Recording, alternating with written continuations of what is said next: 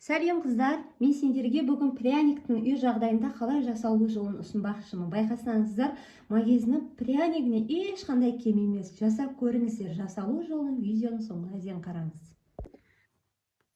Бізге қажетті заттар: ұн, сұйық май, шекер, айран және 2 дана жұмыртқа. 2 дана жұмыртқамызды 2 ыдысқа бөліп аламыз, ағынан және сарысынан. 2 дана сарысына қамыр қылып илейтін боламыз, ал ағына, ақ уызына сахарный пудраны қосып бетіне жағатын боламыз. Алдымен сары уысына қантымызды салып, венчиктің көмегімен жақсылап араластырып аламыз. Міне осылай ағарып, шекеріміз толықтай еріді. Сары уыстың ішінде енді осының үстіне айранымызды құямыз және сұйық майымызды құямыз. Барлық масалқылардың өлшемдерін мен видеоның соңында описание бөліміне жазып кететін боламын.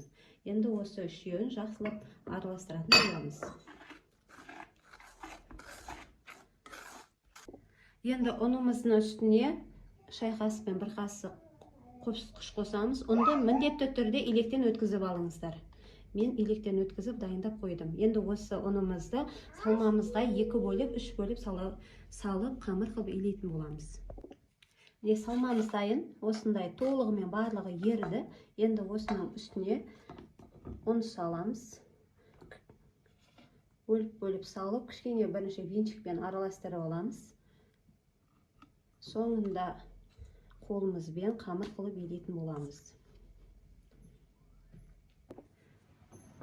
Енді венчигімізді алып тастап, кішкене ғана ұнды салып, қолымызбен жұмсақ қамыр илейміз. Міне осындай жұмсақ қамыр иленді. Енді осыны сразу оқтаймен жая беруімізге болады.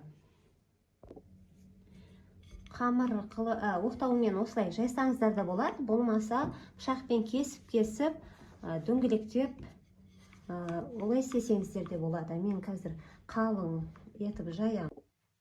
Осылай ыдыспен, кез келген ыдыспен кесіп алсаңыздар әдемі шығады. Дөңгелектеп істеп қойсаңыздар қатты қалың болады да, арасы піспей қалуы мүмкін. Осынша қалыңдықта жетеді. Барлығын осылай кесіп аламыз да. Қалған артықтардың барлығын қайтадан жайып, осылай.